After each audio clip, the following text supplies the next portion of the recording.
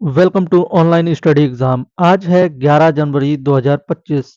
Friends, आज के दिन जितने भी इम्पोर्टेंट क्वेश्चन बनेंगे उसको हम इस वीडियो में डिस्कस करने वाले हैं। साथ ही साथ इसके इम्पोर्टेंट पॉइंट को भी कवर करेंगे। यदि आप लोग चैनल पे न्यू हो तो लाइक शेयर एंड वीडियो में कमेंट करके बताइएगा कि आपको वीडियो कैसी लगी। तो चलिए बिना देरी के वीडियो शुरू करते हैं। हमारा पहला क्वेश्चन है, राष्ट्रीय मानव तस्करी जागरूकता दिवस 2025 कब मनाया जाता है?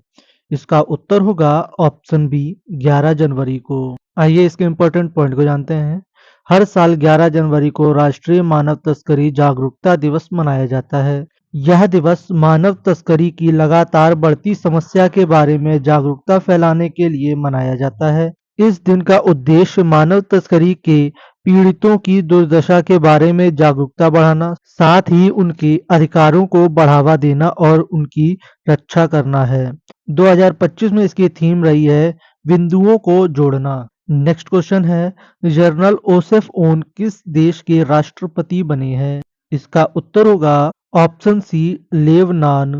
आइए इसके इम्पोर्टेंट पॉइंट को जानते हैं। लेबनानी सशस्त्र बलों के प्रमुख जनरल जोसेफ ओन को लेबान के राष्ट्रपति के रूप में चुना गया है। लेबान में राष्ट्रपति का पद 2 वर्ष से रिक्त था। लेबनान में राष्ट्रपति का कार्यकाल 6 साल का होता है। एक मैरोनाइट ईसाई को परंपरा के अनुसार लेबनान का राष्ट्रपति चुना जाता है।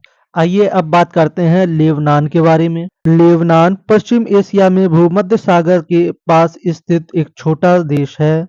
प्रथम विश्व युद्ध के बाद लेबनान पर फ्रांस का शासक था और इसके बाद 1946 में अपनी स्वतंत्रता की घोषणा की। लेबनान की राजधानी बेरूत है और लेबनान की मुद्रा लेबानी पाउंड है और यहाँ के जो राष्ट्रपति हैं जोसेफ ओन है। नेक्स्ट क्वेश्चन है, जीनोम डेटा सुलभ बनाने के लिए भारत सरकार ने कौन सा पोर्टल शुरू किया है? इसका उत्तर होगा ऑप्शन ए, आईबीडीसी पोर्टल। आइए इंपॉर्टेंट पॉइंट की बात करते हैं। जीनोम आंकड़ों को सुलभ बनाने के लिए भारत सरकार ने एक समर्पित भारतीय जैविक डेटा केंद्र यानी कि आईबीडीसी पोर्टल का शुभारंभ किया है। भारतीय वैज्ञानिक डेटा केंद्र भारत में जीवन विज्ञान आंकड़ों के लिए पहला भंडार है।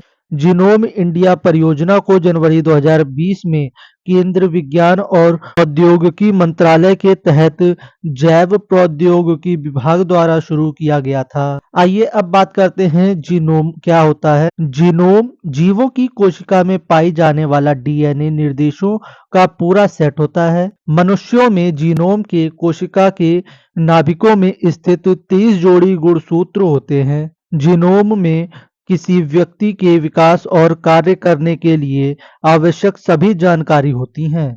नेक्स्ट क्वेश्चन है, हिमाचल प्रदेश में लोक प्रशासन संस्थान का नाम बदलकर किसके नाम पर रखा गया है? इसका उत्तर है option D, doctor Manmohan Singh. आइए इसके इम्पोर्टेंट पॉइंट की बात करते हैं। हिमाचल प्रदेश मंत्रिमंडल ने हिमाचल प्रदेश लोक प्रशासन संस्थान यानी कि HIPA का नाम बदलकर डॉक्टर मनमोहन सिंह हिमाचल प्रदेश लोक प्रशासन संस्थान करने की मंजूरी दे दी है। मंत्रिमंडल ने नशीली दवाओं के दुरुपयोग और संगठित अपराधों से निपटने के लिए एक विशेष कार्यबल यानी कि STF की भी स्थापना की है। नेक्स्ट क्वेश्चन है, विश्व आर्थिक स्थिति और संभावना रिपोर्ट 2025 के अनुसार 2025 में भारतीय अर्थव्यवस्था की वृद्धि दर क्या होगी? इसका उत्तर है ऑप्शन सी, 6.6%। इसके इम्पोर्टेंट पॉइंट की बात करते हैं। संयुक्त राष्ट्र की रिपोर्ट विश्व आर्थिक स्थिति और संभावनाएं 2025 ने भारतीय अर्थव्यवस्था की 2025 में 6.6% और 2026 में 6.7% वृद्धि दर की संभावना जताई है।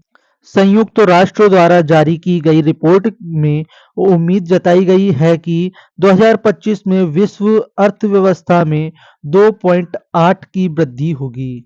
अभी हाल ही में राष्ट्रीय सांख्यिकी कार्यालय ने वित्तीय वर्ष 2024-25 के लिए सकल घरेलू उत्पाद GDP के अपने पहले उन्नत अनुमानों में 6.4% की GDP वृद्धि दर का अनुमान लगाया है। हमारा नेक्स्ट क्वेश्चन है, हाल ही में किस राज्य ने पार्थ योजना की शुरुआत की है? इसका उत्तर होगा ऑप्शन सी, मध्य प्रदेश। आइए इसके इंपॉर्टेंट पॉइंट की बात करते हैं। सबसे पहले इसके फुल फॉर्म की बात करते हैं, police army requirement training and हुनर। मध्य प्रदेश सरकार ने युवाओं को पुलिस, सेना और पैरामिलिट्री भर्तियों की तैयारी के लिए पार्थ योजना शुरू की है। इसका उद्देश्य युवाओं को भर्ती पूर्व शारीरिक और लिखित परीक्षा में ट्रेनिंग देना, युवाओं को सेना, पुलिस और पैरामिलिट्री में बेहतर मौके मिले, सरकारी संस्थानों का अधिकतम उपयोग किया जाएगा। नेक्स्ट क्वेश्चन है, अमेरिका के किस राज्य में जंगलों की आग लगभग 30,000 एकड़ में फैल चुकी है? इसका उत्तर होगा ऑप्शन डी, कैलिफोर्निया। आइए इसके इंपॉर्टेंट पॉइंट की बात करते हैं। अमेरिका के कैलिफोर्निया राज्य में लॉस एंजलिस के नजदीकी 3 जंगलों में भीषण आग लग गई है। पहले यह आग पैसिफिक पैलिस, फेंड, ईटन और हट्स के जंगलों में लगी। इसके बाद में अब रिहायशी इलाकों में भी फैल रही है।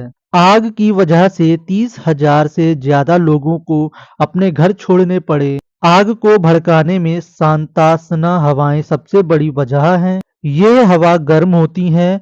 ये आमतौर पर पतझड़ के मौसम में चलती हैं। नेक्स्ट क्वेश्चन है, 23वें दिव्य कला मेला का उद्घाटन कहाँ किया गया है? इसका उत्तर होगा ऑप्शन बी, बड़ोदरा में।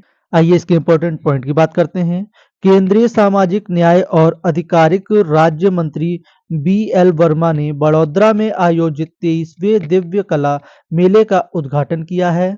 सामाजिक न्याय और आधिकारिकता मंत्रालय के दिव्यांग जन सशक्तिकरण विभाग द्वारा दिव्य कला मेले का आयोजन किया जा रहा है।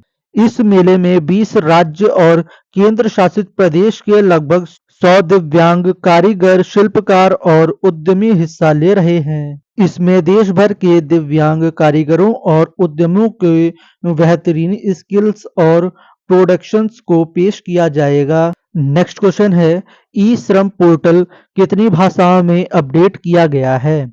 इसका उत्तर होगा ऑप्शन बी, 22 भाषाओं में। आइए इसके इंपॉर्टेंट पॉइंट को जानते हैं।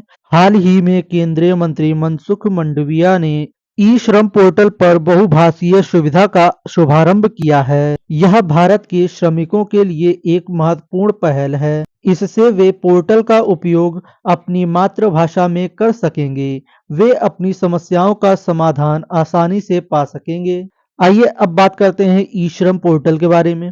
यह भारत सरकार द्वारा असंगठित क्षेत्र में के श्रमिकों के लिए एक महत्वपूर्ण पहल है।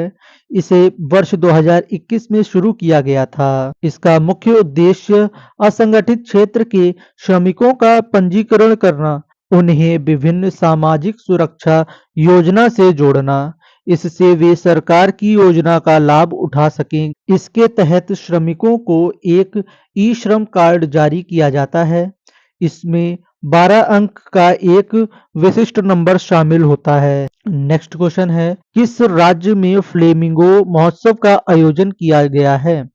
इसका उत्तर होगा ऑप्शन ए, आंध्र प्रदेश के तिरुपति में। इसके इंपॉर्टेंट पॉइंट की बात करते हैं। 18 जनवरी 2025 को फ्लेमिंगो महोत्सव तिरुपति जिले में शुरू होने वाला है। यह 5 साल के अंतराल के बाद आंध्र प्रदेश के तिरुपति जिले में 18 से 20 जनवरी तक आयोजित किया जाएगा। नेक्स्ट क्वेश्चन है, हैनल पासपोर्ट इंडेक्स 2025 के अनुसार किस देश का पासपोर्ट सबसे शक्तिशाली बताया गया है? इसका उत्तर होगा ऑप्शन डी, सिंगापुर। आइए इसके इंपॉर्टेंट पॉइंट की बात करते हैं। नवीनतम हैंगले पासपोर्ट इंडेक्स के अनुसार सिंगापुर ने दुनिया के सबसे शक्तिशाली पासपोर्ट के धारक के रूप में अपना स्थान बरकरार रखा है। सिंगापुर के पासपोर्ट धारकों को दुनिया भर के 223 में से 195 गंतव्यों तक वीजा मुफ्त पहुंच प्राप्त है, जिससे देश एक बार फिर शीर्ष स्थान पर पहुंच गया है। दूसरे स्थान पर जापान है, जिसका पासपोर्ट अब 193 गंतव्य तक पहुंच प्रदान करता है। तीसरे स्थान पर फ्रांस, जर्मनी, इटली और स्पेन के साथ साथ इंग्लैंड और दक्षिणी कोरिया सहित कई यूरोपीय संघ के सदस्य देश हैं। भारत की रैंकिंग 2025 में 85 स्थान पर है। नेक्स्ट क्वेश्चन है, किस मेट्रो ने भारत की पहली स्वदेशी निर्मित चालक रहित मेट्रो ट्रेन का अनावरण किया है? इसका उत्तर होगा option A, Bengaluru metro railway. आइए इसके इंपॉर्टेंट पॉइंट की बात करते हैं। बेंगलुरु मेट्रो रेलवे कॉरपोरेशन को देश की पहली चालक रहित ट्रेन मिल गई है। इस ट्रेन का निर्माण बंगाल में स्थित टीटागढ़ रेल सिस्टम लिमिटेड ने किया है। यह स्टेनलेस स्टील बॉडी वाली स्वचालित ट्रेन इलेक्ट्रॉनिक्स सिटी को बेंगलुरु के बाकी हिस्सों से जोड़ने वाले 18 किलोमीटर के मार्ग पर दौड़ती है। फ्रेंड्स, अगर हमारी वीडियो अच्छी लगी हो तो लाइक शेयर एंड सब्सक्राइब करिएगा। मिलते हैं आपको नेक्स्ट वीडियो के साथ में।